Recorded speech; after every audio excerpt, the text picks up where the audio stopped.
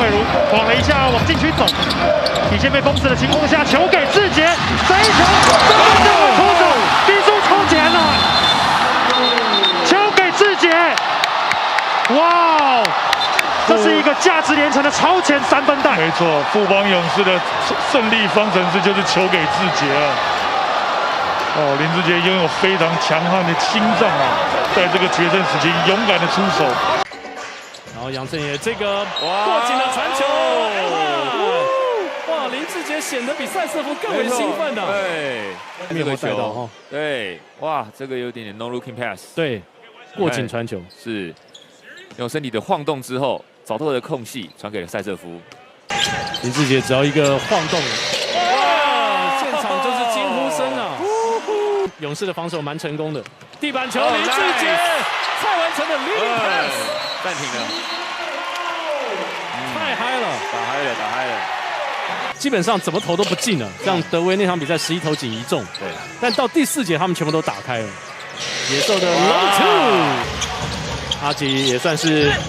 近期的梦想小跑车打出他自己的身价，本土最高的39分。目前他保持了这个长传球，给到前场，又是个失误，李德威的失误。南洋小跑车，赖廷恩拉杆，杰伦杨不客气，盖他一波，哇，整个也摔出去，不过分数被志杰拿到。是换位防守，李德威在面对林志杰，后弹跳了出手，林志杰为勇士送上遥远祝福。 双方的第1季3分球，林志杰切入进算。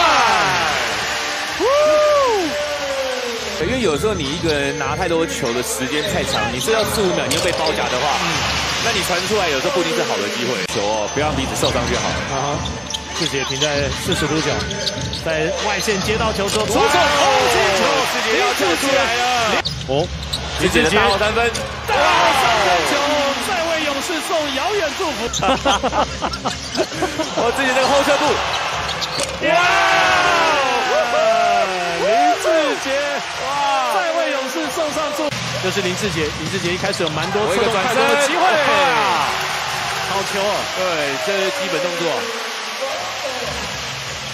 2月以来，林志杰只打这是第5场比赛而已，篮下的机会，对。